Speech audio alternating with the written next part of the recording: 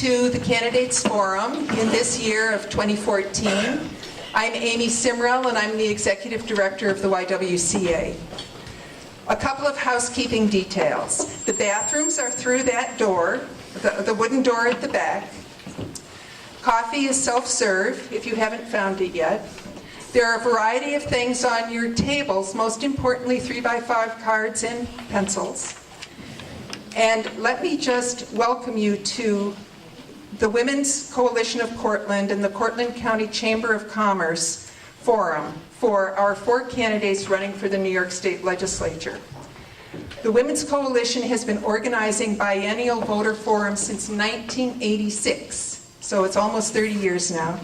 84, it is 30 years. This was one of the organizers. And includes the American Association of University Women, the League of Women Voters, SUNY Cortland Women's Studies, the YWCA, and the Zonta Club of Cortland.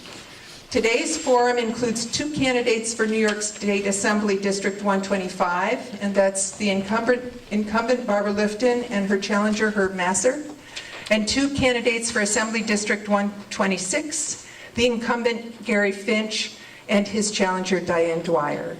Welcome. Good morning.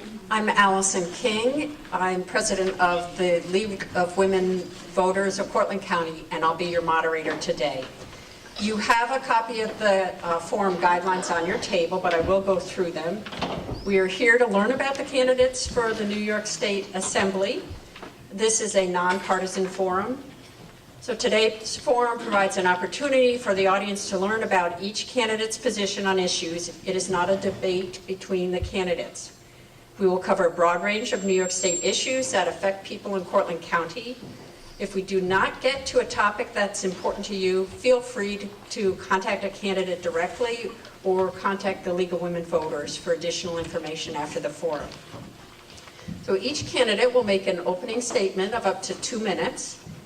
Order of the opening statements was determined by a coin toss, and then subsequently the order will be reversed for each question. As moderator, I will pose a set of questions that were developed by a nonpartisan coalition.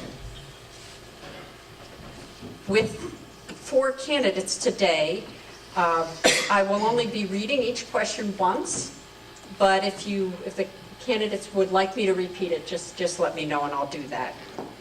Their time limit on answers is 2 minutes. We have a timer who will be putting up warning cards at 1 minute, 30 seconds, and then when the time is up. And this is just to respect that we do want to cover a range of topics. After the coalition's questions, the last part of the forum will be for audience questions. On your tables, you've got 3x5 cards and pencils. So please write your question. And it would be helpful to put at the top a topic, because we have sorters, 2 sorters, a Republican and a Democrat, Mary Alice Bellardini and Lenore Schwager. They will be grouping questions on the same topic, so we don't have redundancy, and as well as eliminating questions that say don't apply to the New York State Assembly. International trade policy, this isn't the right forum for it unless it's specific to New York. A candidate may decline to answer a question. Applause, cheering, and other disruptive actions are not allowed. All questions, comments, and responses should be respectful and civil. The coalition is the official video recorder of this forum. Thank you. And election materials are available on a table at the side of the room, and I believe we were allowing candidate materials. Ellen Wright will be picking up the 3x5 cards, delivering them to our sorters. At this time, I'll ask you to please turn off all cell phones and portable recording devices. Thank you. So now we will start with opening statements, and the first speaker will be Herbert Masser. Thank you. This reminds me when I was in the Navy and the person least in service got to put in charge of any details. Sorry, my voice is getting a little shaky. My name is Herb Masser. I'm Formerly, I was a social worker. I am a social worker. I was a junior, senior high school social worker here in Cortland. And I am currently a social worker at the ARC at the Murray Center for the Developmentally Disabled. I've been a social worker for about 30 years. And I'm looking forward to running in this race because I see many things changing that I wish weren't changing. My grandfather fought for Germany in the First World War, 4 years on the Western Front. That's how he spent his teenage years. When World War II was coming, he didn't want my father and my uncle to fight in the war, so he came to America. He said, "You can't beat Uncle Sam." So he packed up, came here. 3 years later, he sent for my grandmother and my father and my uncle. And I only have 1 minute already. That was a minute. Okay, so I want to preserve the lifestyle that they have. Came to this country before they came legally. They came through Ellis Island. I'm watching that deteriorate. I'm watching it fall apart. New York State's got the highest taxes in the country. It's got the biggest migration of people away from New York State. My opponent says that's a myth, but that is true because we lost 2 congressional seats in the last census. New York State has fallen apart. I want 30 seconds I got left. I want to be able to bring it back to what it's supposed to be. I remember the days when the economy was running strong, when we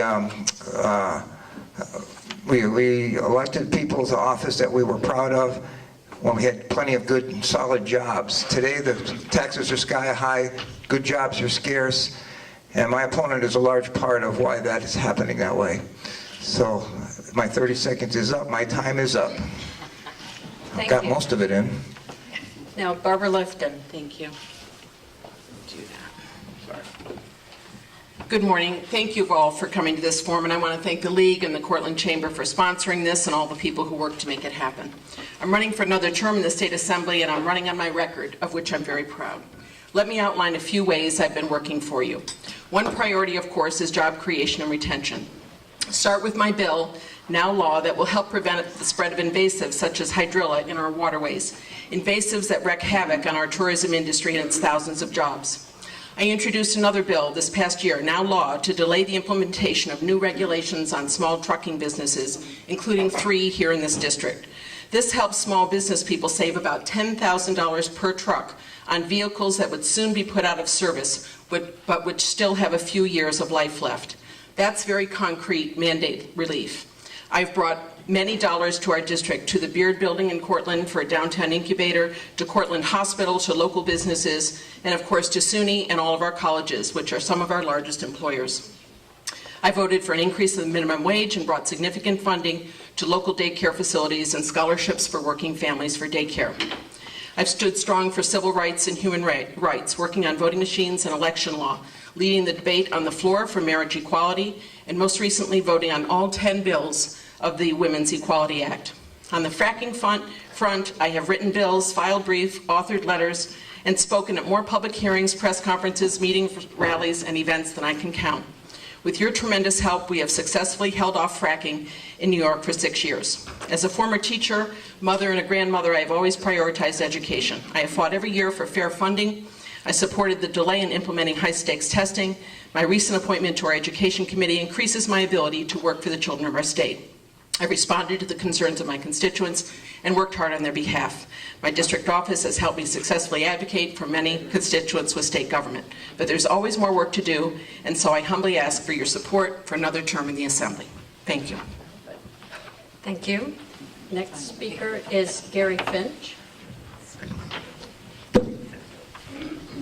I feel more comfortable standing up. And if you, I'm sorry, I should have said this at the beginning. Because we're maintaining a level playing field and it is being filmed, we're going to ask everyone all the candidates to remain seated throughout. all right, thank you very much. Is the time already going? No, we're not counting that. And sometimes I'm comfortable sitting down as well. I've served in the Assembly now for the past 14 years. And in the course of that time, there have been a number of issues that have come up. One is education, which has become very important to me. We probably will answer a little bit more about that. I bet we'll have a question on the core. so I'll be glad to speak to that if the question is up. Ethics is another important issue. It's becoming more and more important as we meet daily in the Assembly Chamber. And I don't know how many times we just pick up the newspaper now and we see ethical issues, corruption issues that seem to be focused and centered in Albany. That's an issue that I'm very concerned about and have legislation in there. Certainly the Women's Equality Act, I would think, would be paramount here this morning. That's an important issue. So there are a number of very significant issues out there that we need to discuss, I want to become part of, and saying all of that, I'm looking for your vote, and I'll be glad to answer any question you have this morning. Thank you. You have another 30 seconds. The next speaker is Diane Dwyer. Can I have this 30 seconds? No, you may not. I am Diane Dwyer. I'm a nurse. I'm an Army veteran. I've been on active duty, and I've been in the reserves, and I retired as a lieutenant colonel from the Army Nurse Corps. Now, many of you probably know that already about me. So let me give you a little bit more of an information. I was born and raised in the town of Camillus. I've lived there most of my life, except for when I was in school. I'm a mother. I'm a grandmother. I have 2 wonderful grandchildren. I also have a very nice heritage. My grandparents came over from the old country, worked in the Camillus cutlery. My parents worked all their lives. I come with a strong work ethic, and I bring that to this job. I graduated from Niagara University with my bachelor's in nursing. That's where I entered the Army Nurse Corps under the student nursing program. As I said, they paid for the last 2 years of education. I gave 6 years on active duty, and the other 18 of my 24 years of service were spent in the Combat Reserve Support Hospital in Liverpool, New York, and many of the people in this area also were in that unit. Many of the things that I really want to talk about, I wanted to let you know that I've served my country. I want to serve you in the Assembly. I have certain priorities. As I've been walking around, as of this month, I've stopped on the doorsteps of 3,330 doors. I've talked to people, I've listened to them, and we've exchanged ideas. And the priorities that I want to bring to Albany are equal pay for equal work. As I said, equal pay for equal work, equal funding for our school system, good paying jobs, lowering taxes, and protecting our drinking water. I think as I've gone, people want somebody in Albany that has a voice.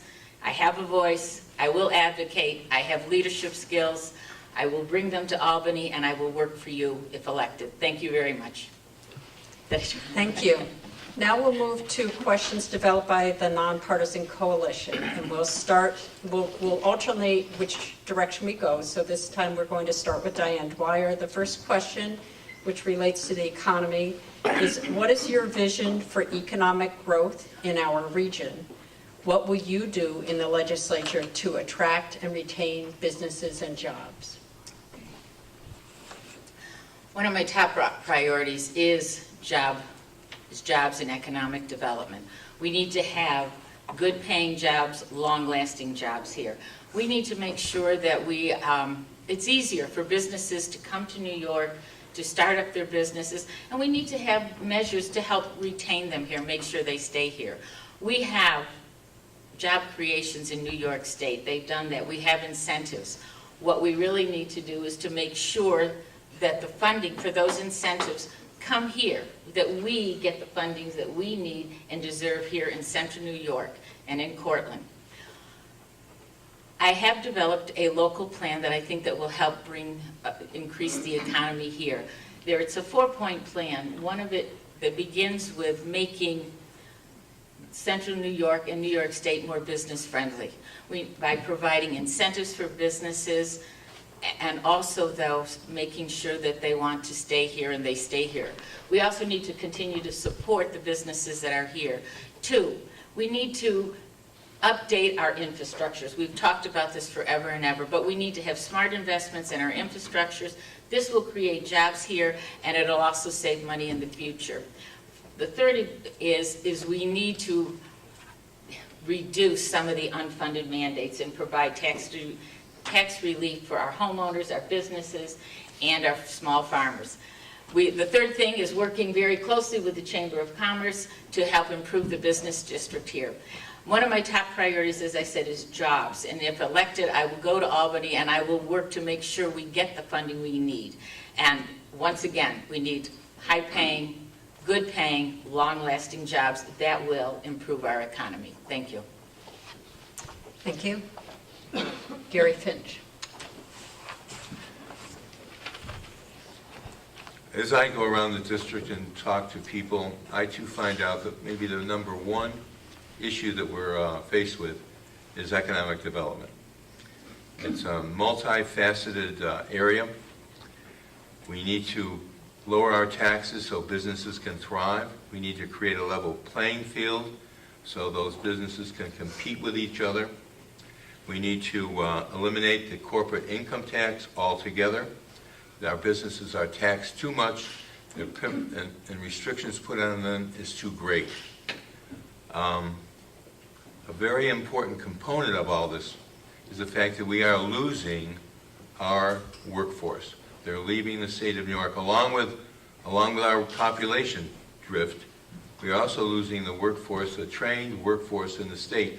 So if we get jobs in, we haven't got people to even fill those jobs, the trained ones. In addition to that, education is the key element here. And you'll hear me talk about that probably as we go along this morning. Education, educating our children and doing it properly, training them, trying to figure out a way. We need to re-examine how we educate our children. We need technicians. Every one of us would probably like to have their son or daughter be an engineer, be a doctor or a lawyer. But we need good technicians and well-paying jobs, and we need to find a way to do it.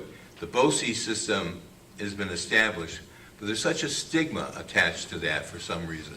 We need to look at that as well and make sure there's a career path in multi-directions, not just one or two. And this is a very important aspect. My turn? Thank you. Barbara Okay, Lipkin. sorry. Obviously, you know, as a Democrat, as a progressive Democrat, I think everyone needs a job. Everyone needs a decent job to support themselves and support their families. So, of course, job creation and retention is critical. And it's, of course, been a much more important issue through this lingering recession that we've been in. I am a member of the Southern Tier Regional Economic Development Council. You know, they unfortunately ended up splitting my assembly district between Tompkins and Cortland counties. So I was put on the council that meets in the Southern Tier that affects Tompkins. Unfortunately, not able to weigh in more directly on some of the Cortland projects that have gone to those councils. But I know that people there have been doing a good job, and it's a regional approach. It's not as if we're actually just thinking about what's a job in Dryden or Ithaca, but what affects the whole region. So my work there for the last 2 years, and our council has won state awards. We've often gotten the award for the most amount of money because of the projects that we propose. So I'm very proud of the work there. I've also worked with local IDA on a number of occasions when they've come to me for help for local businesses, writing letters of support, getting grants, legislative grants to businesses. I helped get a grant for the railroad spur here for Suit Coat to enable them to expand their work several years ago. I think it's very important. I think the tax relief issue is very important. I have fought for property tax relief. That's the most onerous tax on people. We actually cut the corporate income tax by 50% quite a few years ago. Now we've reduced the manufacturing tax to 0 upstate. So I think that the real problem for businesses and for residents is the property tax. And I have fought to have the state pay for its mandates on the counties, the Medicaid mandate being the largest one for the counties. A third of your local property tax bill for the county is Medicaid. And I'm on a bill that would say the state should take over Medicaid and relieve that burden from the counties. Other things as well. Thank you. Thank you. Herbert Masser. Job creation, what we have to do is be very careful here and separate feel-good policy, things that sound good. We need to be able to differentiate between what's feel-good policy and what works. For instance, minimum wage. If you're married and got children and you're working for the minimum wage, you've made a mistake in your career development. We don't need to raise the minimum wage. That kills jobs. What we need to do is take people, as Gary said, who need that help, get them to training with the BOCES or other programs where they can get a skill or go to college and develop their career better than staying on something like the minimum wage. My opponent has proclaimed that we should get rid of the STAR exemption. That's hurting people financially. Feel-good policy is inherent in this progressive democratic mindset. She's been in the assembly or part of it for nearly 30 years and has lost all perspective on what it's like to work in this economy. I've had to work in this economy for the last 30 years. I know what it's like to have to deal with some of these policies that come down. That sound good when you're sitting in what we call a groupthink situation and you're in Albany and you come up with these wonderful ideas. Then you try to implement them and you find out they're really not very good. But then you can't admit that you've made a mistake. You've got to continue to back it up. And so over and over again, we're getting all these policies that don't work. And we have to pay the price. Us, the working people, have to pay the price for that. So I'd rather be there myself, someone who's been in this economy for the last 30 years, and know the stumbling blocks that have been put in front of me, and say, I got a better plan. Also, we need to stay closer to the people. Thank you. The next question is also on economy and jobs. A specific question, starting with Herbert Masser. What is your position on the scaffold law and proposed reforms? Frankly, I'm not all that familiar with that law. And if all four are not familiar, we can provide some background. Please. Is anyone ready to discuss it? Well, I'm familiar with it, I'm sure. Why don't we allow Mr. Finch to go ahead and Go ahead. state it, or would you, let me give the background. That way everybody's got the same information. Okay, and for the audience, a section of New York labor law, which has become known as the scaffold law, requires contractors and owners to provide ladders, scaffolding, hence the name, and other devices to, quote, to give proper protection to workers. And the owner or contractor is liable for a worker's injury if failure to provide proper protection is a cause of that injury. Contractors are seeking to add a comparative negligence standard that would reduce damages paid if a worker's negligence contributed to the accident. Workers' groups oppose this change. So this is a priority for some members of the coalition. So, Herbert. Well, my father, an immigrant from Germany, was a house painter. And my grandfather was as well, and his father was a bricklayer. And I spent my childhood on scaffolds. I know how to set them up, I know how to work on them, I know how to do them. And I remember many times my father and my older brother reaming me out big time because of the mistake I would make setting up a scaffold. If the injury or the accident happens because of a structural problem with the scaffold, which I have seen working on scaffolds, where a ladder isn't sufficient for it or it's not put together properly, then obviously the person who's responsible for that needs to be held responsible for that. But if somebody's up there on the scaffold as a worker and not acting with proper due diligence and not doing what they're supposed to be doing, and many times young people fool around when they're doing things like that. I remember my brother and I fighting with wasps and bees and stuff up on scaffolds. Then we need to be held accountable for our behavior on those scaffolds. So I'd have to look more into this. As I said, I'm not totally familiar with the law as it's written. I'm sure the other two people who are in the assembly at the moment know more about this than those of us who are not. But I would like to look more into that and see how it's worded. Wording is critical in these kinds of things, and the responsibility of 30 seconds. Whoever is responsible for what happens. The worker should not be responsible for if the product was improper, and so on. Okay. Thank you. Barbara Lifton. Yes, I support the scaffolding law.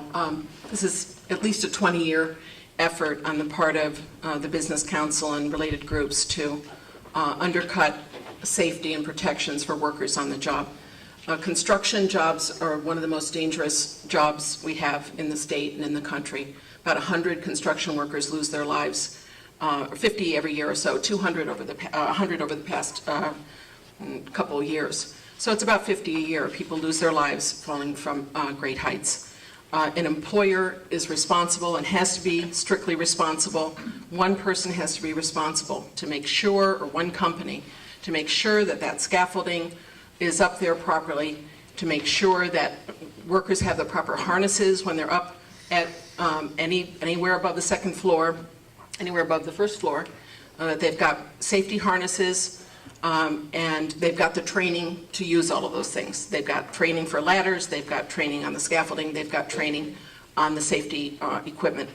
The law is very clear that if the worker doesn't follow that safety training, doesn't use, for instance, that safety harness and clip themselves up when they're up on a roof or at great heights, and they're not using that, then court cases have been very clear. Case law is very clear. The employer is not responsible. When there's been a serious accident and OSHA comes in to do an investigation, they look to see, is the scaffolding done properly? Was there safety equipment? Was there proper training? If all of that is in place, no worker who's committed, who's been negligent, has a suit. Any suit like this has been thrown out of court. So these are reasonable protections for workers, much needed protections. I'm glad my opponent has experience on how important scaffolding is to protect workers' lives. I always say at the end, if that's my kid, I got 2 children, grandchildren, if that's my kid 5 stories up, I want to make sure one person is responsible, that equipment is right. Thank you. Gary Finch. 241A is that's the title of the law, the scaffolding law. And it is an interesting concept because, well, first of all, keeping workers safe is important. I agree with that 100%. But some of the issues surrounding the scaffolding law also refer to as modest as a stepladder. You take one step off the floor, you get on a stepladder, now you're subject to the constraints of the statute of the law. And whether you fall off the stepladder 1 step or you fall down 5 stories, the law looks at it almost in the very same way. Now the problem where the businesses are concerned, the construction businesses, but just not that. Just any place where you have a scaffold or a ladder, you have an employee on. If an employee comes, I'll provide you an example which is a bit of a problem. An employee comes back from lunch and maybe he had a drink or 2, gets on the scaffold and falls due to his negligence. That really is not thrown out of court. Most of these cases are settled before you get to court, and the issue surrounding it is simply the business pays. And that causes the business's insurance to go up. So an enormous amount of cost in construction and other industries are reflected in this particular aspect. It's an onerous law, needs to be changed, it needs to be modified to protect both people, the business portion as well as the worker. Critical. But it's driving the cost of construction up, insurance costs up, and it's making it a very difficult time for businesses to run their operation. That is the problem in and of itself. Thank you. Diane Dwyer. Thank you. And thank you, Barbara, for going into some of the depth there. I do appreciate that. Without question, I think we need to have, anytime we look to change anything, we need to make sure we involve the workers as well as the employer and the employee. I think training, safety, and protection is very reasonable. We need to look at that. People go to work, they want to work. Employers want people to do a good job. If I can take a moment to almost deviate a little bit, one of the things that I immediately think of is one of the issues that we dealt with nursing was the safe patient handling. And the safe patient handling is that we had a lot of workers' comp cases, and primarily because it was really with lifting patients, and you wind up getting 2 or 3 people to lift patients because you're taking too much time to go to the next floor to get the hydraulic lift. Well, what we know for facts is that when we do that and we have those injuries, people are out of work, it costs money. And the reality is, when you do the studies to show that we have the proper equipment, people are trained in the equipment, they use it safely, it saves money because we have less injuries. And I don't think anybody, a company or employees, want anybody to be injured. We want people to be safe. And I do make that analogy. And that is happening. The studies are there. It shows using proper equipment and making sure it's safe does save money. Thank you. The next issue, we'll move on to women's issues. The next question from the coalition actually is a yes or no answer, so it's kind of a two-part question. I'm just going to go down the panel, yes or no, and the second part you'll have an opportunity to discuss your views. So beginning with Diane Dwyer. On the issue of abortion, do you support a woman's right to choose, yes or no? Absolutely, yes. Gary Finch, yes or no? Yes. Barbara Lifton? Yes. Herbert Masser? No. Okay, then the second part, and we're going to go in the same order. Did you or will you vote for the Comprehensive Women's Equality Act, which was Assembly Bill 8070? That is all 10 provisions, and please explain your position. Okay. Yeah, in fact, we refer to as WEA, the Women's Equality Agenda, the Women's Equality Act. It has 10 points, and I was there last year and the year before supporting the Women's Equality Agenda, all 10 points, without question there. The issue came up, I believe in a woman's right to choose, I believe in reproductive health, and that is one of the 10 points. But also in this whole 10 points is one of the things that I strive for that I really like to talk about is the equal pay for equal work. It is just unconscionable today that we are really still dealing with this issue 40 years later, that we do not have equal pay for equal work. I happen to be in a profession that really experienced that. And as a nurse, and as I've gone around, I've talked to different teachers. When we wind up having less pay for the same work as our male counterpart, it affects our current situation, our daily living, it affects our retirement, and it affects our Social Security.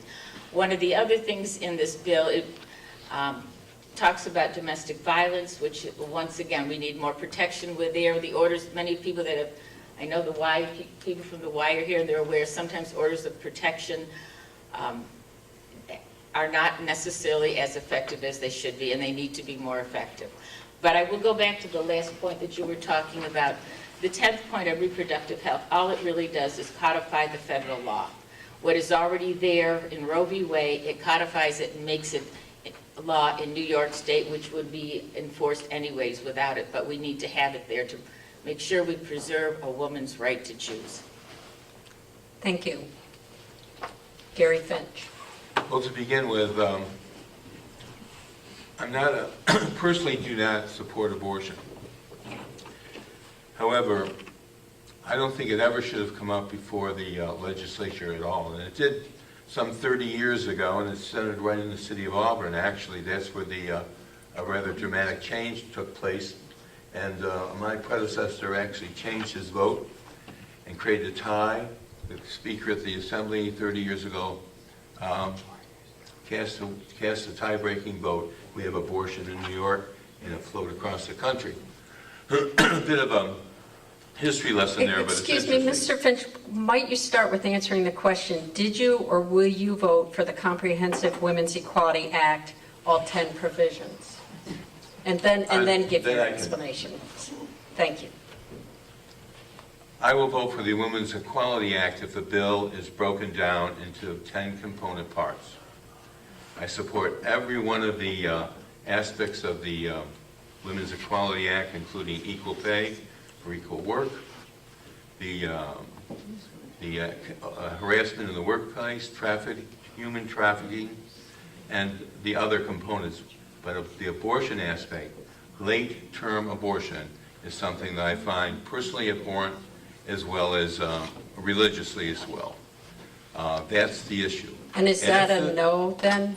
That If that was, I- did you, in your case, for the sitting legislators, the question is really, did you vote for?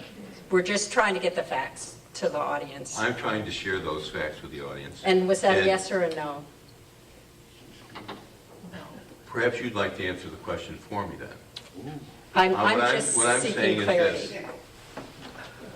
this. The 10 points in that Women's Equality Act, I support 9 of them. And if the Speaker of the Assembly would allow those 10 points to come to the floor separately, they would be voted on, and they would be approved. All 10, really. But they put us in a box. The Speaker puts us in a box because we oppose the one late-term abortion, which means abortion right up to the day of delivery. And I oppose that. So that's, but the Speaker is holding all 10 parts of the bill up because he wants to actually hold us hostage. And what he's doing is holding women hostage. The state Senate, they approved 9 points, but they will not approve the 10th. So who's holding what up? Thank you. And Barbara Lifton, this would be, did you vote for, and will you vote for all 10 points of the Women's Equality Act? Yes. I have actually voted twice for all 10 bills in the Women's Equality Act, happily, proudly. What this act does, some claim it's an expansion of law that's protecting women. That's not really true because we are technically protected by Roe v. Wade on the federal level. But we see that Roe v. Wade is under attack. And Roe v. Wade makes it clear that if there's a crisis pregnancy, terrible, terrible, tragic circumstances that people experience in very rare cases, very sad rare cases, a doctor can take into account both the woman's life and her health. That's what it says, health and life. New York state law right now says that we can consider a woman's life without the word language on health there. And it's also in the criminal code rather than being in the health law where it belongs. And this is the crux of the matter on choice. I could tell a couple tragic stories, maybe Saturday morning isn't the time to do that. But we have people that in the worst tragic circumstances of their lives, people across political parties, people who are, middle-class professionals who end up with tragic circumstances in late term. And right now, some of those people are having to go out of New York State to terminate a crisis pregnancy that cannot continue. This is a scandal that women are having to get on planes in the worst tragic circumstances of their lives and spend many days and money in a hotel and plane in order to get proper health care for themselves. We have a case of an 11-year-old child that was raped by an uncle, and it was found at 28 weeks that she was pregnant. No one had noticed this poor little kid was pregnant. So now you have an 11-year-old that's 28 weeks pregnant. You tell me what you want to do. And what I want to do is give that child and her supporters all the protections that we can possibly give her in that case. I don't think we should force her as state Thank you. legislators to carry that pregnancy to term. So, Mr. Master, this would be, will you vote for the Comprehensive Women's Equality Act, that is all 10 provisions, and then explain, please. The answer is no, I would not. And this is what I mean by feel good, feel bad legislation. You can always find something, extrapolate some highly good or highly bad situation to make a bad policy sound good. C.W. Koop, the former Surgeon General, said in 30 years as an obstetrician, he never once saw a case where the mother's life was in jeopardy for a pregnancy. It is not necessary, that 10th one is not necessary. It's put in there to make those of us who have conscientious objection against late-term abortion, or some of us abortion at all, to make us look like we have a war against women. We do not have a war against women. I love women, I married one. We do not have an agenda against women. What I have is an agenda for babies. Those are babies that have their separate heartbeat, have their separate brain waves, have their separate set of an entire body, which is dependent upon the mother. But that's a living, separate human being that's connected to that child, to that mother. And when that baby is viable and can live outside of that mother, and you want to come up with some tragic story that says I can kill any baby because there was one case of an 11-year-old one time, I'm sorry, I can't handle that. I wrote back to the Women's Coalition. I said to them, I will sign this, but I took number 10 off. They have me now. I got a phone call yesterday. They have me now as a signer. I took number 10 off. I said, I will support all the other 9. Those 9 are very important. But that 10th one is settled law. There's no reason for it to be there except for to make us look like we have a war against women. Thank you. Now we're going to shift to the Environment and Natural Resources. Again, the coalition has a couple yes or no questions with yes or no answers, so we'll just go through quickly, and then the last one will be more expository. So the first is, do you support extending New York State's incentives for solar energy beyond 2015? Is that for me? Yeah, so we'll go from... Yes, I do. Yes? Yes.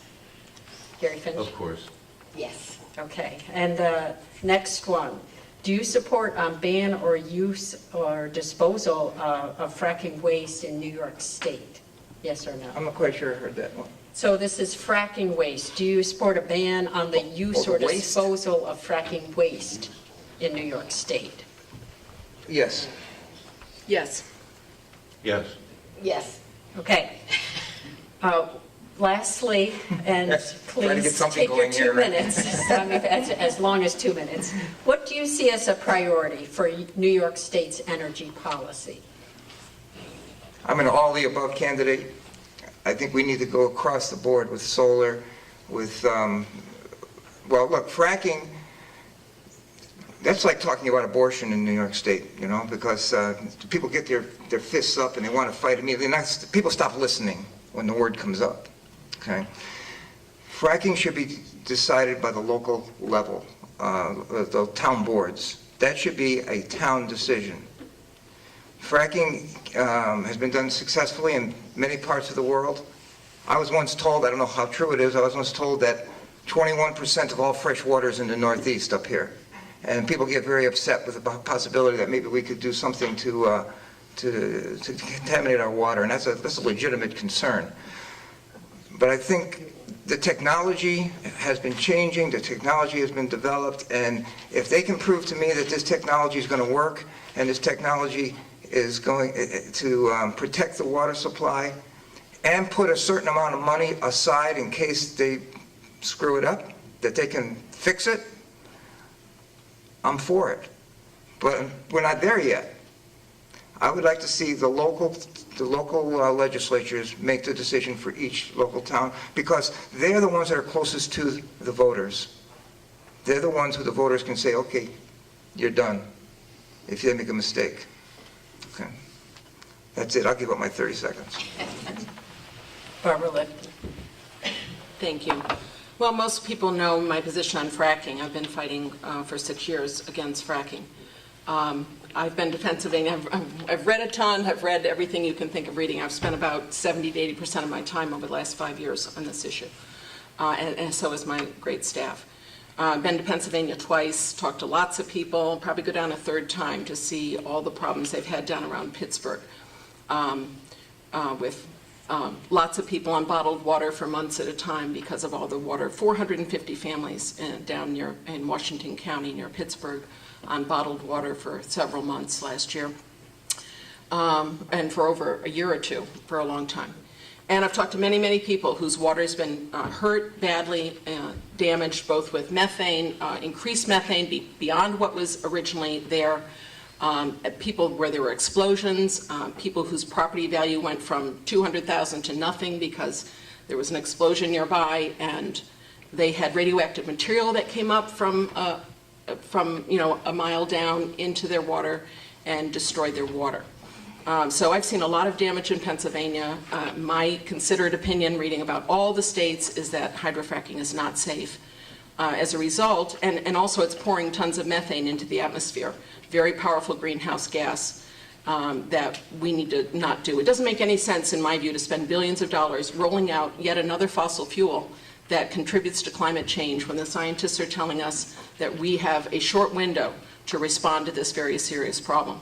So I've been pushing. I put comments in on the state energy plan and said that we should be moving quickly to go fully renewable in New York State by 2030. We should just, everything we do, all the incentives should be to wind and solar, distributed solar, solar farms, wave action. There are all kinds of, and we should, of course, look at any technology that's green. And that's you. my position. Gary Finch. There is a plan right now. Actually, I serve on the Energy Committee. And there is a plan called 20 by 20, which wants to have renewable energy, sun and solar, well, I guess they're the both, wind and solar, to comprise at least 20% of our energy output in the course of, by the year 2020, which sounds simple, but it's going to be difficult to achieve. And I think they might even be talking now, Barbara suggested 30, and it might even be up to 30 now. It's, we need to have energy. We use it, we are actually gluttons for it in this country. We use it to drive our businesses. We use it for recreation, automobiles. Everyone probably arrived here this morning in a car using gasoline. So we use more than any other country in the world. Possibly China uses more. But what we need to do, we need to be able to find and encourage renewable sources like water power. Fracking, I think New York State has wisely stepped away from that for the time being. We don't know if it's safe. We don't know if the ingredients in the fracking fluid is a proprietary, copyrighted kind of substance that only the gas drilling companies are aware of. So I think we should wait on that. And I think the governor has been wise in not letting the DEC grant permits. So energy is a very, very important thing. It's going to change. If the Middle East gets into a disaster, they cut our oil off, we'll be looking at what we're standing on, that's natural gas. And that's going to be a problem. Thank you. Diane Dwyer. I wasn't in the assembly when the moratorium was passed on hydrofracking, but I would definitely, as I said earlier, would support it. And if it comes up again, if I'm in the assembly, I will also once again vote to temporarily suspend any hydrofracking. We do not know how it affects. I always step back and say, I'm a nurse. My first concern is for the human being, for you. We do not know how it affects us. We don't have full disclosure. We don't know how it affects our community, the ground, and we certainly don't know how it affects the water. And protecting the drinking water is one of my, something very near and dear to me. But it's also twofold. We're protecting the water, protecting our water system, is also protecting one of our economic issues of tourism. We have heavy tourism here. It's one of our best industries. We have a beautiful area here. So I'm very concerned about that. I have been supportive and will continue to be supportive of alternative energy, wind farms, solar farms. I think we have to look into this much more than we have. We need more incentives. But I have a question, a concern. I've always, as I said, there's no question in my mind, being a nurse and being in public health, I look at it as primary, secondary, and tertiary prevention. But I really do wonder why my opponent has voted 3 times against the ban, where I would have voted for it. We need to be careful. We need to make sure something is safe before we even go forward. So therefore, a temporary ban. I still tend to look a little bit more towards alternative resources of energy because we just can't keep relying on the same old, same old. We have to think new, we have to think larger, we have to have a vision. And I have a vision that I will take to Albany to work with the people there that want to expand our opportunities. And remember, the alternative resources create jobs. Isn't that what we're concerned about, our economy? jobs, long-standing jobs initially, and if we have those energy sources, jobs will continue. Thank you. Shifting now to education and beginning with Diane Dwyer.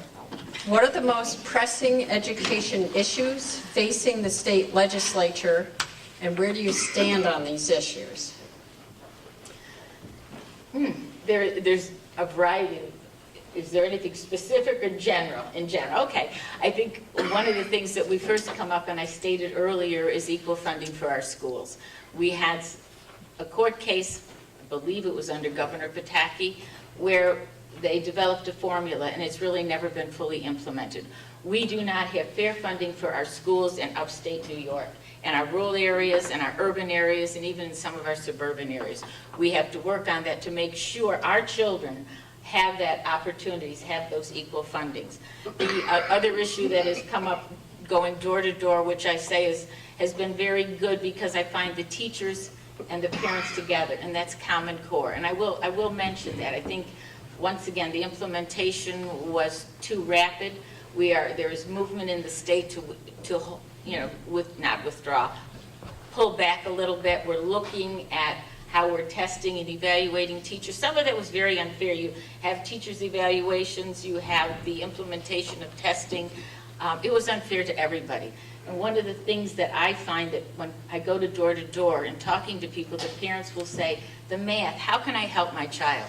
We're talking about family values here, bringing families together, and yet we have a situation where we're pulling them apart because most of us did not have the type of math they're teaching our first and second graders.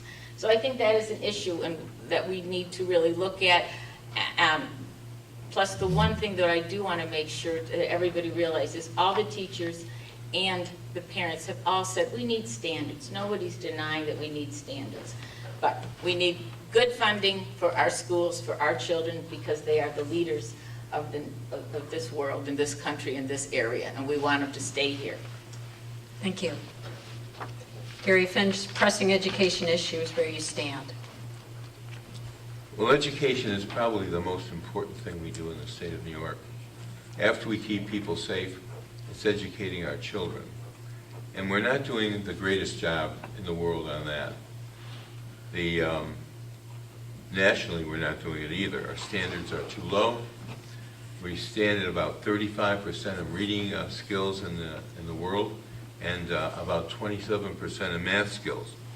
So we need to raise those standards. Our graduation rates are abysmal.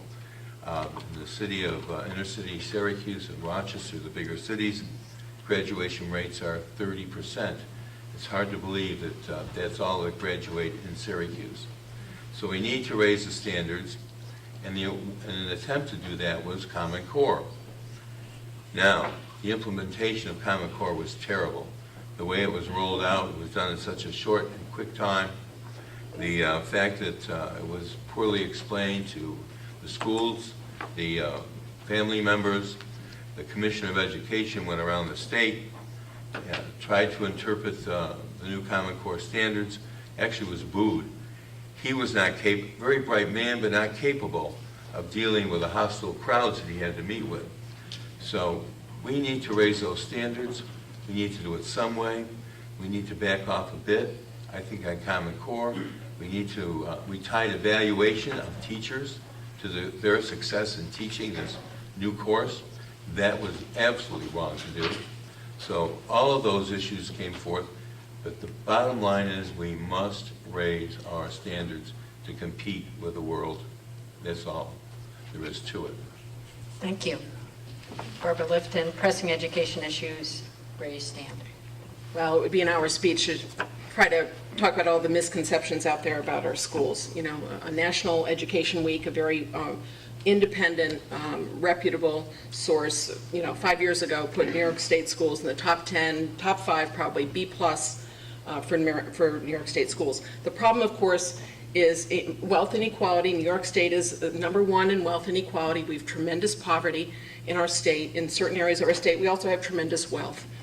So we're a state of many worlds. In Syracuse, we have 50% poverty among our children. That goes a long way to explain graduation rates. And you also have to remember that's a 4-year graduation rate. A lot of kids go on for another summer or a year, and do graduate. So some of that stuff gets misleading. I'm not saying there's not a problem there. There's a problem there. The problem is more about funding, training and recruiting of teachers, and other issues. And how about talking about the whole community and providing jobs for families and parents? Middle-class families do a great job educating their kids and having them ready for pre-K and kindergarten. So we need to talk about this as a whole community issue. But obviously the most critical, more immediate issue is funding. We had the CFE decision, the Campaign for Fiscal Equity decision. That was a great decision. We began to implement it, and then the recession hit. We are now $6 billion behind in funding our schools, and that's obviously bad for all of our local schools. I argued and continue to argue for progressive tax reform. I do not advocate raising taxes. I advocate reducing the property tax, raising progressive income tax on our wealthiest New Yorkers, the top 2 or 3%, whose taxes were cut by 50%. And we've been scrambling to try to fund our schools ever since. So the state ought to put that money forward. I'm on a bill that would phase it in over 4 years and have a proper formula that does a good job. And we'll see much higher success rates, especially in poor communities where the rates are low. Common Core rollout's been a disaster. I voted against the first bill in the series that started the Common Core. I voted for the delay, and I'll continue to push and listen to families and parents, teachers. Thank you. Pressing education issues and where you stand, Herbert Masser. Common Core, I think, is a disaster. If you think about it, it's a one-size-fits-all. They want the school district in Watertown, New York, to teach exactly the same method and system as the one in New York City teaches or Buffalo teaches. Think about how you learn. Think when you were a student and how, even today, how you learn. Some people are visual, some people are auditory, some people are kinesthetic, meaning feelings. I'm a visual learner. I can watch a teacher write something on a blackboard and I will learn it very easily. But when they tell me to read the book to learn it, I struggle with that. I cannot extrapolate it out of the book. But when I see it, I can do it. Other people are the opposite. How you learn, by the way, that was a good book written by Tobias, The Way They Learn. You might want to read that book. Common Core wants one size fits all. Everybody's supposed to learn the same way. Doesn't work. It's rushed through too quickly, like some other laws I'm sure we'll talk about here in a few minutes. They rush through too quickly. I'm going to take a little sidestep from what the other people said here, and that is that I am a firm, very strong believer in athletics and extracurricular activities within the school systems, whether it be band or whether it be football or whether it be wrestling. Some of us kids, and I'm one of them, the only father figure we really had that was anything good for us was our coaches. When my coach told me to straighten up in history class, I had to straighten up. My father could tell me that, and I'd tell him what to do. Character building comes from athletics, as well as from your formal education. Finally, poverty has nothing to do with success in school. I was a poverty kid, and I did well in school. Lots of times people think poverty has to do with crime. It has nothing to do with it. It's character. Thank you. I wanted to remind the audience to write your questions on 3x5 cards, and if collectors can bring them up, it would be great for me to get the first set so I can be ready to roll. We're hitting our last topic of the coalition's questions, which relates to government.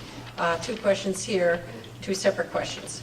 The first, and we'll start with Herbert Masser, unfunded state-mandated programs and services account for 2/3 of property tax revenue in Cortland County.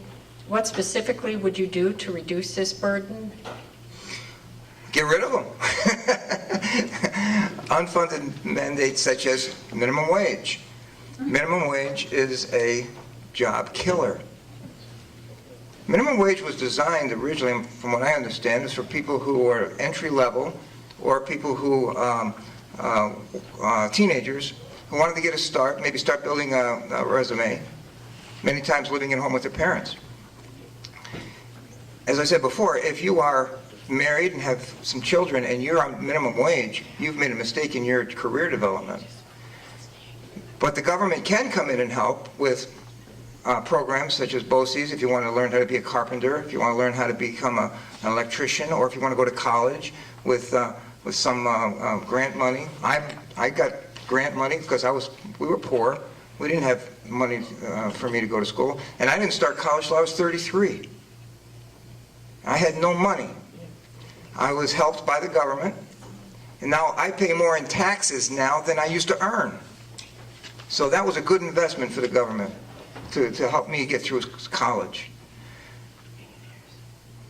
But these unfunded mandates that they're told you've got to hire this person, you've got to pay him X amount of dollars. Well, you might have to lay somebody off to hire these other people. That is not the way to go. Free enterprise is the way to go. My 30 seconds, thank you. Free enterprise is the way to go. And that's one of the reasons why I'm running in this race, is because we're getting away from how this country was built. This country was built from free enterprise, from people working hard, working their way out of poverty, having the opportunity.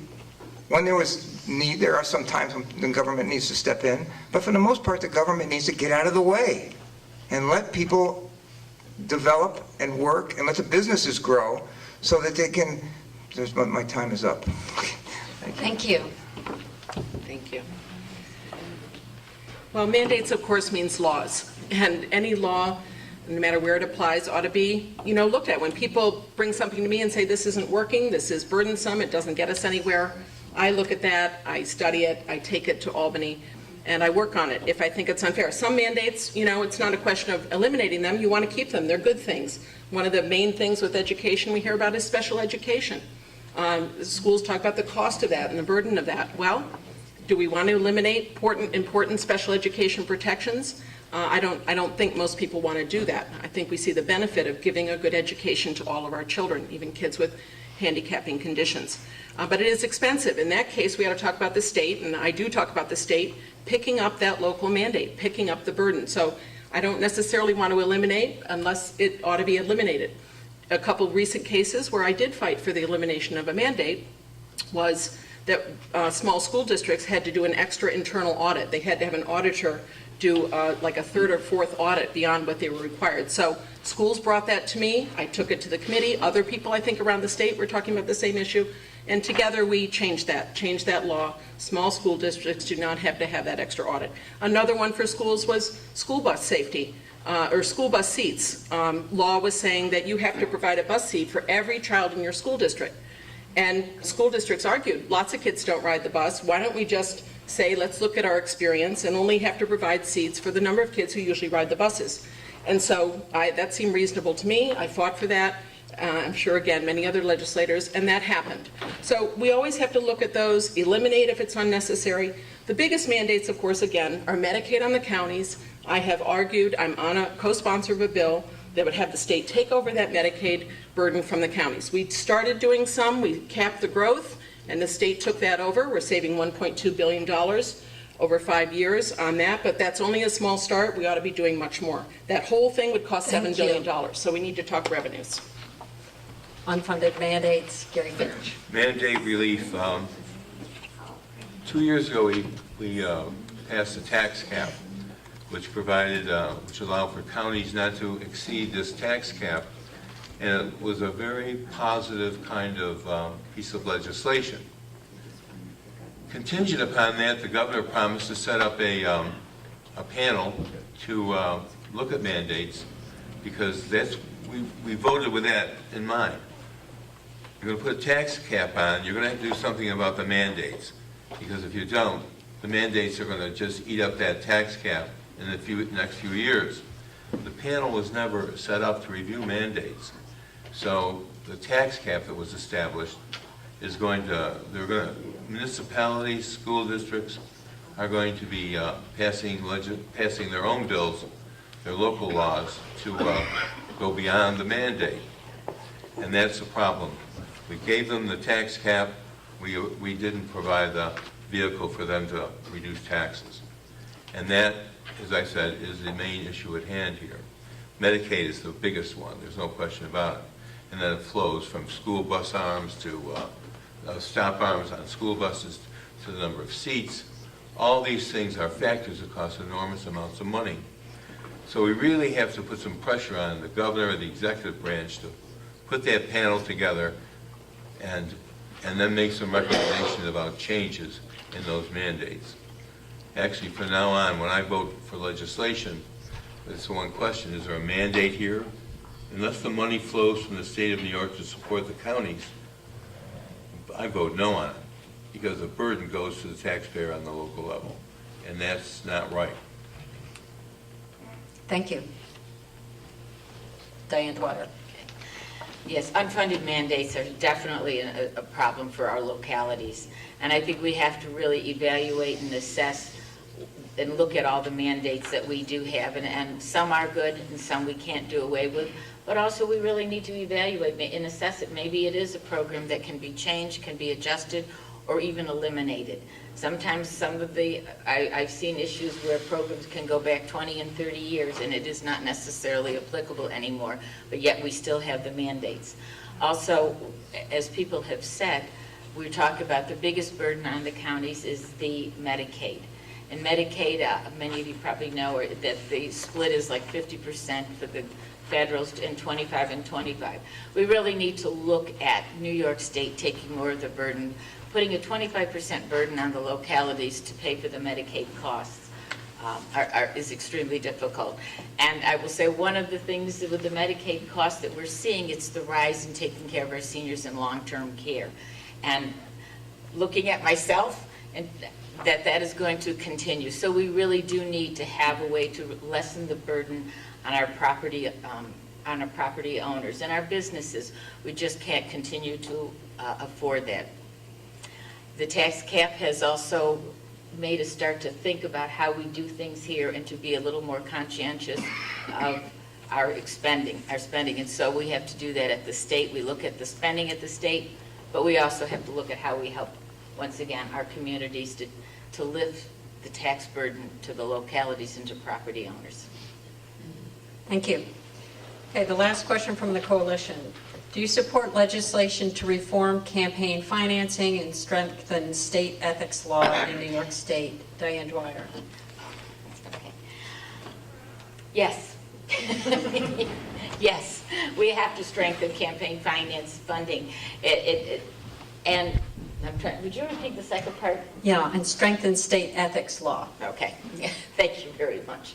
Yes, I often say that I have zero tolerance for any type of corruption or of any sort. I am a nurse. I have a license to lose. I have constantly, for all of my life, had to make sure that I was staying within the law, doing the right things, because guess what?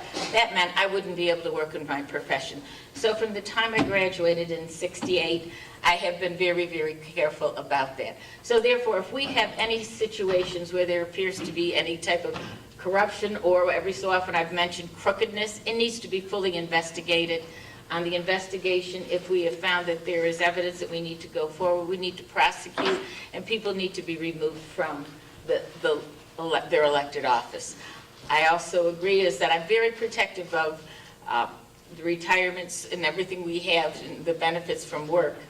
But if this person is found guilty and is removed from office, I believe that also their pension should be removed from them. They did not earn it. They went there and with our trust to do what was right for us, and they didn't. I have zero tolerance, if you haven't figured that out. Thank you. Gary Finch. Well, ethics certainly is a concern. I don't think a week goes by you don't read in the paper someone in the assembly is being arrested, goes to jail. It's really tragic. Here you are with a wonderful job that you represent all these people, and yet you go to Albany and you have another agenda. That's unfortunate. Leader Kolb has a bill in there right now but it's got to be brought to the floor by the Speaker to allow for term limits for leadership, allow for the forfeiture of pensions for those who are found guilty, to have transparency in fundraising, financing. The way you raise your money is very important. And that's really the root of all of the problem. how the money comes into the assembly and how they raise it. Public financing is something that a lot of people I speak to oppose. They think the taxpayer should not pay for public funding. But there has to be a transparency so you are aware of it, and the reporting has to be improved. Last week, or just 2 days ago, the Speaker of the Assembly took taxpayer money to pay off legal fees and also women who had been abused by Beto Lopez, one member of the Assembly who was removed. I find interesting, in so much as the Speaker is on one side supportive of women's issues, but yet having to allow his members of his conference to abuse them and pay them off with your money. So strong ethics are important. Members of the legislature should be held to a higher standard, not just the minimum standard. Yesterday I had a talk, I'll read some stories to third graders, and I was saying... Thank you. Okay, very good. Barbara Lifton.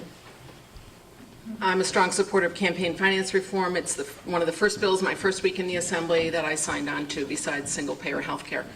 I've been very happy to be a co-sponsor of that bill, put forward by our Speaker many times. I think I've voted for it 3 or 4 times now in the Assembly.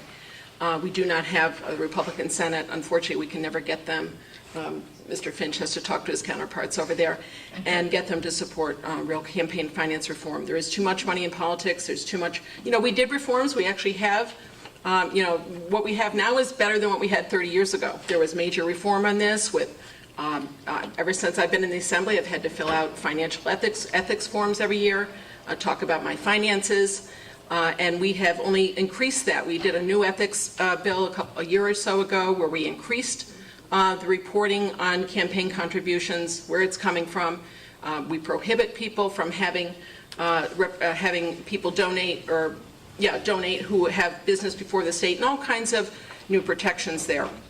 In terms of ethics issues, I don't in no way want to apologize for bad behavior. If I could figure out what to do with the men behaving badly, I would have done it a long time ago. Part of what you're seeing right now, there is a spate. It's, bad stuff. Most of it's people taking money. Sexual harassment is terrible. But the women involved in that had told their lawyer they wanted to sit down and settle. They wanted to have a settlement. They were given 4 options, including going through the Assembly ethics process, and they said they didn't want that. So if you read the JCOPE report that was done on that, I'd be happy to sit down and talk to anyone about that. Any fair reading of that report has a very different version from what you've just heard from Mr. Finch. If I thought for a minute the Speaker encouraged sexual harassment, I would vote him out in a minute, but I don't believe that's the case. Longer discussion on that I'm happy for. So part of what you're seeing is, I think, a less tolerance for bad behavior, more reporting to DAs, and more people getting arrested. This sort of thing used to happen all the time for forever. We're catching more of it. Herbert Nasser, Campaign Finance Reform and Strengthening State Ethics Laws. Thank you. The definition of good character is doing the right thing even when you can get away with it. Recently, a young boy in my office told me he wanted to know what it felt like to kill somebody. And I said, well, join the Army. And he said, no, I want to kill somebody. I don't know what it feels like. And I said, well, if you knew you could get away with it 100%, you couldn't get caught, you wouldn't get caught, would you do it? And he said, yeah. And I said, that's good, because the prisons are full of you people. And he said, oh, you set me up. I said, you bet I set you up, because if I could set you up, the district attorney could really get you bad. Okay? Doing the right thing, even when you can get away with it, will come out when there's no oversight, when people are not watching you. When you are in office and you think you can get away with anything, when you think you can't be caught, when you think you can't be touched, when you think that you got protection, and you start doing things, that's when your true character comes out. And when we find these people with this kind of character, we need to get them out. Sometimes people get elected with that kind of character, it's true. But we need to get them out when they're there. And it needs to be sure, swift, and certain. You do this sexual harassment, you're guilty of it, you're out. Sure, swift, and certain. No question about it. Problem here with a lot of our problems with our laws is things get postponed, and finally people just kind of get tired of it and they forget about it. And then they stall it, and then it kind of drifts away and disappears. Sure, swift, and certain. We need to have people in office who will hold people to accountability. Now, my opponent just said that if she knew about it, she would do something about it, but I haven't heard her say anything about the sexual harassment stuff that's been going on in the Assembly. And we've got a governor who put the Moreland Commission together, but as soon as they started looking at him, he shut it down. Thank you. We're now shifting to the section where we take questions from the public. I have a set here. In order to cover as many questions as possible, the time limit will be 1 minute for this section, and our timer will give you just the 30-second warning. So the first one, starting with Herbert Master, is on transportation. What role does public transportation play in our communities, and what measures can the state take to help sustain a potentially improve public transit systems, especially in upstate counties? Wow, what a question. Well, public transportation obviously is an important aspect. When I first started college, as I said, I was 33. I didn't have anything. I didn't even have a car. So I had to take public transportation from a rural part of Onondaga County down to the Shoppingtown Mall, then change from the Shoppingtown Mall to Salina Street, and then from Salina Street change bus, and then go up to Onondaga Community College and do the same thing reverse to go home. When my wife was working in the mall there, I would take her to the mall. She would have the bike in the car, and I would take the bike out of the car, and I would drive the bike the rest of the way home. So I really benefited from public transportation, and I think if it's done properly and done with due diligence, it's good. But as we said before, we got to watch for waste and redundancy and making sure that we don't waste a lot of money in this. Government has a tendency sometimes to waste money. They don't look at the prices of things. I've seen some of these state cars gassing up the highest cost gas station in the city of Ithaca. My time is up. Thank you. Barbara Lefton. Thank you. Public transportation in rural areas is critical. It's critical for workers, anyone else getting around, and of course it's a green way to get around, using buses instead of individual cars. So I'm very supportive of efforts to improve rural transportation, public transportation. Cortland and Tompkins County are different. We've had a very serious problem in Cortland County, as many of you know, with Medicaid transportation issues, and I've called for a meeting with, I took a leadership role on this, calling for a meeting with Department of Health. We've got 30 people in the room from the Governor's Office, Department of Transportation, Health Department, to say we've got to get, first of all, more STOA money, that is upstate transportation money, rural transportation money, into the system for the moment, and we've got to deal with this in the budget next year. So I'm going to be fighting for a good solution to this medical answering the Medicaid transportation issue that has a huge impact on the regular bus system. We also need to get more STOA, what's called STOA funding. That's the money that goes to upstate bus systems, to those bus systems. It's critical money. Thank you. I would agree with Barbara on this one. We need to get more STOA money for to fund transportation. It's critical up here. It's a way of life down in New York City and the boroughs, whether it's subway or bus. And a lot of that's funded through a tax they place on businesses. We don't do that up here. It would become another burden, of course. But we need to do something. The Medicaid aspect of bringing the patients to the hospital, sometimes they arrive by ambulance, and I'm sorry, I forgot we're in a minute, right? They arrive by ambulance, and the Medicaid is paying for it, where it could be much cheaper if there was another way to do it. And some people simply take advantage of that. Now, who's can question it? I got to go to the emergency room. You're going to go, and you don't want to question the method of transportation there. But there needs to be some sort of clearly set out style to bring people to hospital medical care. Thank you. Diane Dwyer. Yes, I think public transportation is critical for rural area, urban area, and suburban areas. I think very basically, it also helps we reduce our utilization of gasoline consumption and pollution. But I was at a forum here where people were talking about the Medicaid transportation and the increased cost. The public transportation here was working very well for transporting Medicaid patients, which once again reduced the burden on the taxpayers and our local, the county property taxes.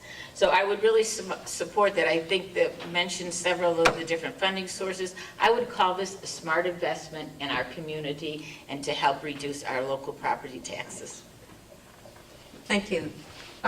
Next question relates to the SAFE Act, and I'd like to try to do the same thing to define where people, what their voting records are. So I'm going to start first with Barbara Lifton and Gary Finch and just say, did you vote for the SAFE Act? Barbara Lifton. Yes, I voted for the SAFE That's Act. it. Gary Finch. No.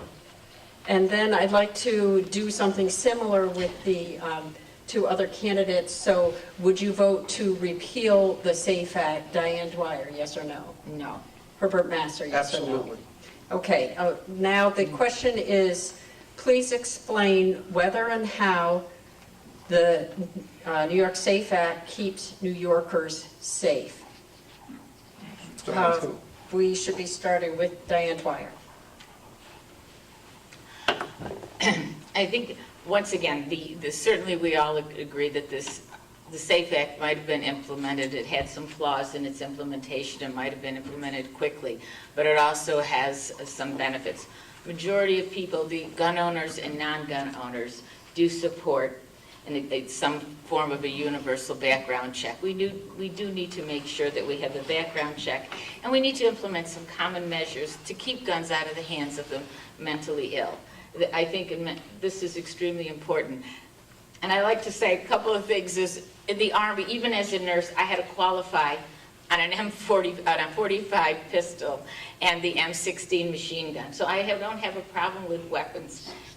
But I also think that we can amend the law that is there to correct any of the problems that people have seen, in like the 7 bullets in a magazine. I mean, even we had more bullets in our magazine when we were firing. It just doesn't. Thank you. Gary Finch. The SAFE Act came down with a message of necessity, so the governor can send the message to the floor, to Rules Committee, and it comes to the floor of for a vote. It was done very quickly, a few days' notice was all that we had. There was very little discussion of the piece of legislation, and it was really jammed right through with a lot of flaws. Certainly, it's very important extremely important not to have a weapon in the hands of a mentally ill person. But the method of reporting it was so flawed that it would prevent most people from even bringing it to reporting it. It should have gone before a panel with judges. It went to a healthcare worker. That worker could report the incident. The person would be into the system, and all of a sudden his gun or firearm would be seized. Thank you. This is one minute? 1 minute. Okay. Yeah. I can speak for an hour. So, studies, data is very clear that where there are restrictions on dangerous weapons, we have fewer gun deaths. Where there are fewer guns, there are fewer gun deaths. The correlation is very clear throughout the country and throughout the world. I voted for this because it will help prevent, I believe, the kinds of terrible incidents that we've seen in many, many cases around the country, from Sandy Hook to Columbine to Aurora movie theater.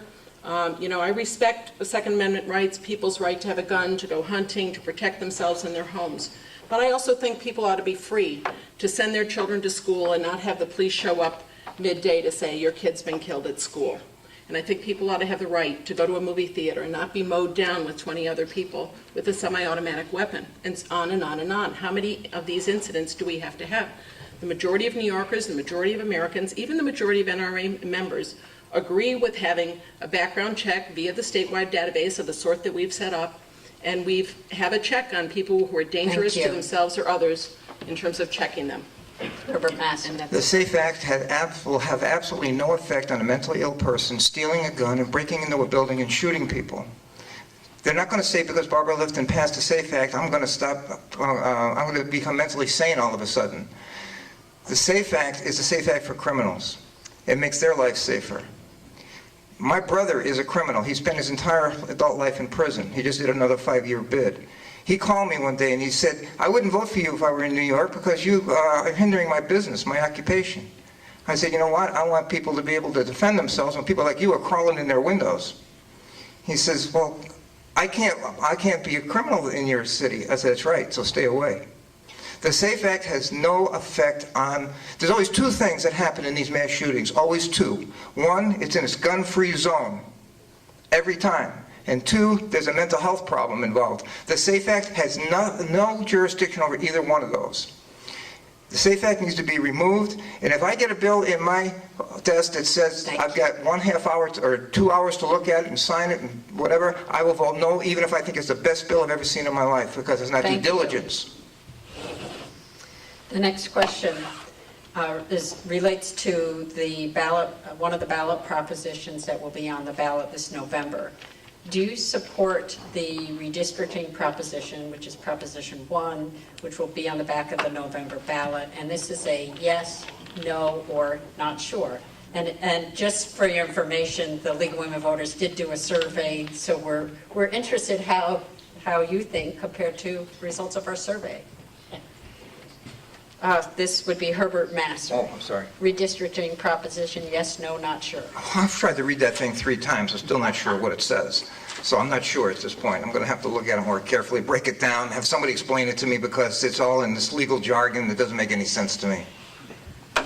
Barbara Lifton. I'll get you the bill memo that's in lay language. Please Herb. do. Yes, I support it. Gary Finch. Yes. Diane Dwyer. Yes. Back to mandates. Are you going to tell us the league's position? No, this is not a place for the league to be sharing league positions. After the meeting, we'd be Okay. happy to discuss the state League of Women Voters position. Mandates. Would you support the state taking over defense of indigent defendants? Currently, the county spends more every year to defend clients, many of whom are not residents. And this would be Diane Dwyer. And you said this is the Public Defender's Office? Yeah, so Is it a indigent yes, no, defendants, or- defenders. Did you say yes, no? Or, I mean, Yes, this is I just was state taking clarifying over what it was. defense of indigent defendants. So Are we going to talk about it more later? Yes, you've got I a would. minute. You've got a Oh, minute to I talk do have about a this. minute. Oh, okay, I'm sorry. I thought it was, that's No, what we were no, asking. this was not a yes Thank you, or no. yes. Sorry. Is that I believe, I've heard about this recently in a variety of the counties, that once again, I think all of our citizens need proper defense in a criminal case, and that's what the Public Defender's Office is. If you can't afford it, a lawyer is appointed to defend you. And I think it's important that this be done, and my understanding is sometimes the level of support is not always there, and it is because of the money. And I think the state definitely has to assist in this, whether they take it over fully. I think that has to be really looked at closely.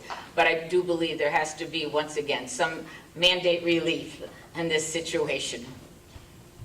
Thank you. Gary Finch. I will simply say yes, it's one less thing the counties have to pay for, and if the state can pick up the difference, that's very important. So it will be a great opportunity for them to exercise some mandate relief. Barbara Lifton. Yes, I support that effort. There actually is a correlation between poverty and crime. And so counties that are poorer and have more crime, especially the kind of crime that we go after and prosecute, not Wall Street crime that we leave alone, but lower level crime, and that really has a much bigger impact on our economy usually. But lower level crimes, much more of them in poor counties. So the counties with the fewest resources then have the biggest burden on indigent representation, which is a federal mandate. I believe we're being sued by the federal government or somebody. I think someone's suing us for lack of proper representation. I think the average indigent attorney has something like 630 cases. And this is not a caseload anyone can deal with. So clearly a place for state action and support. If poverty was the cause of crime during the Great Depression, we would have had a whole lot more crime than there really was. The question So the was, question was, supports the state taking over. as a social defense worker, division. as a licensed social worker, I do an awful lot of pro bono work. I do a lot of pro bono work. Sometimes I charge absolutely nothing. Often times I charge nothing for somebody who doesn't have the money and doesn't have the insurance.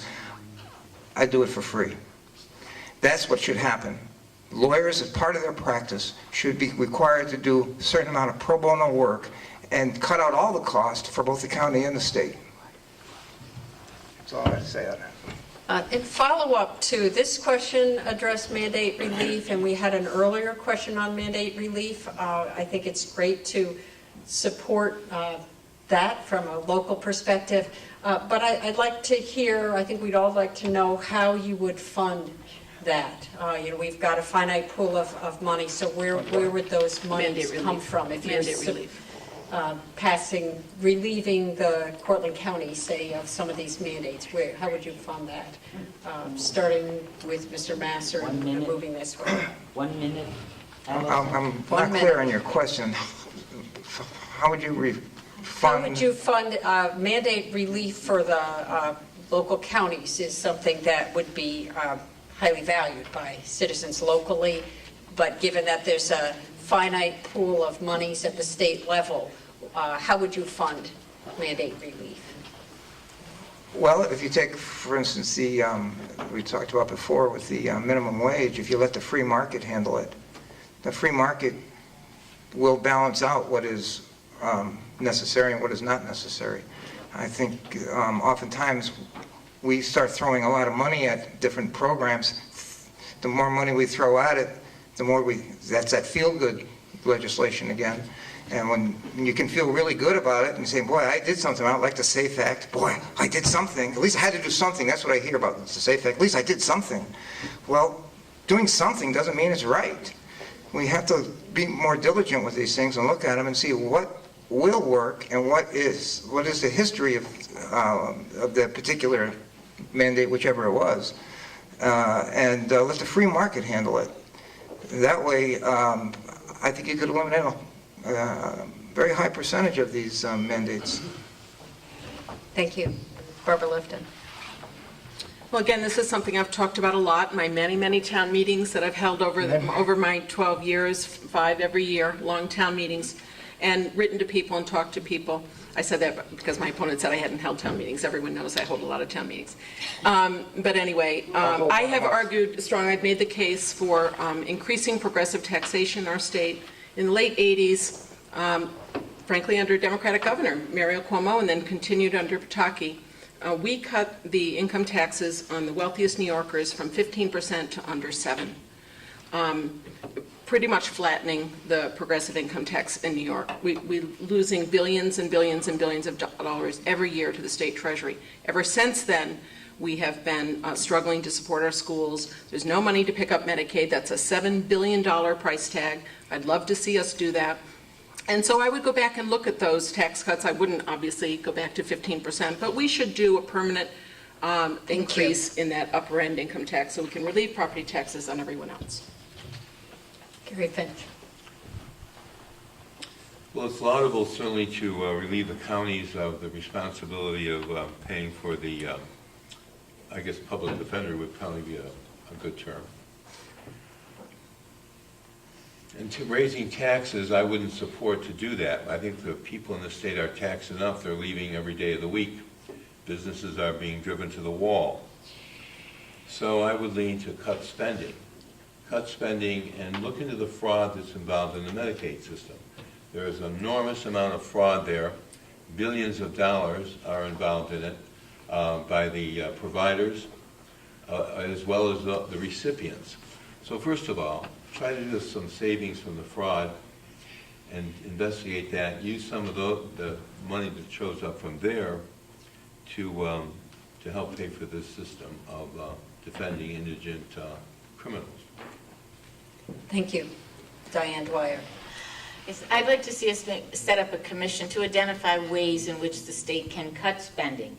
And then with that money that would be saved from the spending cut could be used as real relief for mandate relief. One of the issues that we had just talked about was the Public Defender's Office. It could be fully supported with those funds, and I would support that. But also, we could also utilize that money to support some of the costs for Medicaid. And that in turn would relieve the property taxes on our homeowners and our businesses. Thank you. You didn't even need the 30 seconds. Next question. Do you favor term limits for the New York State Senate and Assembly members? And please explain your answer. A minute, Diane Dwyer. I think we actually, we do currently have term limits. It's called an election. And I think there is that ability for our people, whether it's the Senate, the Assembly, that we're out here, we're talking, you have an opportunity to meet us, and you have that right. I think also elected officials have some responsibilities to limit themselves. One of the things in my bio that I didn't mention, I had been a town councilor in the town of Camillus for 6 years. And I actively chose, after 6 years, that was 3 terms, 4 elections, I decided that it was time. It was time to have a change, to have somebody new. And I think, once again, elections are there, but I think we as elected officials have responsibilities too. Thank you. Gary Finn, term limits. I certainly support term limits for leadership positions in the Assembly. And also I've come to believe that maybe term limits for members might be equally important. You can get entrenched, you can be there too long, you no longer bring good ideas. We actually have one member of the Assembly that never left Albany after he graduated from Albany Law School. And has been in the Assembly almost 45 years. There's only, I mean, that's pretty hard to believe, but that person is there. Never even was involved in the community, never really had another job. At some point, I think you do get a bit stale. 45 years is pushing it. So term limits, perhaps 4 terms or 5 terms, 2-year terms would be the maximum. But I think it might be a healthy way to go. I did not believe that 5-10 years ago, but I've come to believe it now. Thank you. Barbara Lifton. No, long before I ran for the Assembly, I've never supported term limits. If you want to see staff of the legislature running state government, you will support term limits, because that's what happens if you have constant turnover and new people in the legislature all the time. The staff that is there and are expert in many areas will end up making the shots and calling, running the show. And so it's not a good idea to have term limits. It's also, in my view, anti-democratic. Why should you be told who you should vote for? Why should you be told who can stand for election and who can't? You should be able to choose your candidates. If people are dissatisfied with their legislator, I think they're fully capable of looking around the room and saying, who else can I support to run, or maybe I'll run myself. I trust my constituents, I trust the voters to be making those judgment calls. Very few of my constituents, maybe with the exception of the man to my left, is asking me to step aside after a certain number of years. People are urging me to continue because they like my work on fracking and education. They don't want to lose that experience. Herbert Masser. Then you would expect the president not to be limited to 8 years. I'm having some changing thoughts on this, because the founding fathers originally said you're supposed to come off the farm and do 2 years and then go back to the farm. And it got to be an occupation instead of a service. And I'm beginning to think if we're going to limit the president to 8 years in office, I think that maybe we should eliminate the other politicians in office as well. There was a decision made by the Republicans after Roosevelt had served 4 terms. The Republicans decided to run this thing through that the president can only do 2 terms. Maybe we should do that for everybody else as well. Thank you. Next question regarding education. One of the proposals on the back of the November 4th ballot is a request to support a bond for technology in the classroom. Should we vote yes, and why? Starting with Herbert Masser. I guess you'd have to define for me what technology means. This is one of the issues that I have, is definitions. Sometimes you can talk about technology and the next thing you know, it's branched off into 45 different things that associated with technology that we don't know anything about. So I'm not sure that I would support that. Barbara Lifton. I do support the Bond Act, Smart Schools Bond Act. It does in fact go off into other areas. It helps build pre-K classrooms around the state as well. There's money for building new pre-K facilities. We know that more and more people understand the benefits of pre-K and want to do that, so it's a way to get money out for that. But obviously it's mostly for technological upgrades, for tablets for kids, for smart boards and so on, that would go to every school district around the state. So I do support the use of that money. Gary Finch. I'm personally going to vote no on that, although I'm a great proponent of education. Right now, we're spending about $18,000 per student in New York State, the second highest, or the first, I'm not sure, between New Jersey and New York, per student. And we're turning out students that are not up to standard. And for us to pour millions of dollars now into a technology program, when we can't get the Common Core program off the ground because it's so badly implemented, I think we should look at something before we get involved in that. Let's get one part of the educational process going before we now throw a technology aspect in as well. So, no, I would not do it. We like to raise a lot of money, we like to spend it, but I'm not sure exactly what the results are. So far, they've proven not that great. Thank you. Diane Dwyer. Yes, I would support the Smart School Bond. I think dealing with the technology, I think we need to make sure there is what I would call a level playing field for all of our children, whether they be in the rural areas, in the urban areas, or in the suburban areas. Today, much of the work that is being done is done through your computers, your internet, Facebook even. People communicate that way. There was an issue years ago with looking to connect New York City with some of the farm areas in Shenango County and Cortland so we could sell products there. I think our children need to have these technologies, our schools need to have it so they can be current in what is going on today. This is the wave. We need to make sure we provide the proper equipment and abilities for our children to learn and utilize the current educational processes we have today. Thank you. The next question, taxes. What is your idea of a fair way to tax in order to maintain infrastructure and provide education and basic services? Starting with Diane Dwyer. Fair way to tax to maintain services. I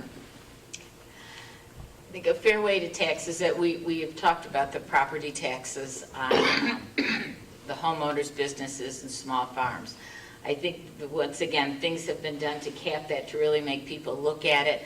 I do believe more in a progressive tax rather than a flat rate. Once again, if we look at some of that, when we go to the flat rate, we look at 10, or let's say 5% of somebody that's making $20,000 or $30,000 is much more of their total income and their ability to provide for their family's food, clothing, and housing than somebody that is a millionaire paying 5%. So I really would support more of a progressive tax to take some of the burden off of also our property owners. Thank you. Gary Finch. Well, property tax and income tax are the two main burdens that most of the people in New York State have. And also, so that's where we get our money now. I also think that we could look at a sales tax, an increase in the sales tax, but that places a burden on the low-income families as well as the senior citizens. So every kind of tax is a bit of a burden. What we really should look at is cutting taxes, finding where the waste is, cut spending, and move from that direction, rather than think of always raising taxes. Maybe we can be a little bit more creative about eliminating fraud, as mentioned before in the Medicaid program. There's $50 billion. There certainly should be some way to look at that. So it's savings I think we should look at right now. And taxing at a time when the economy is just beginning to rebound is not the appropriate thing to do. Thank you. Barbara Lipton.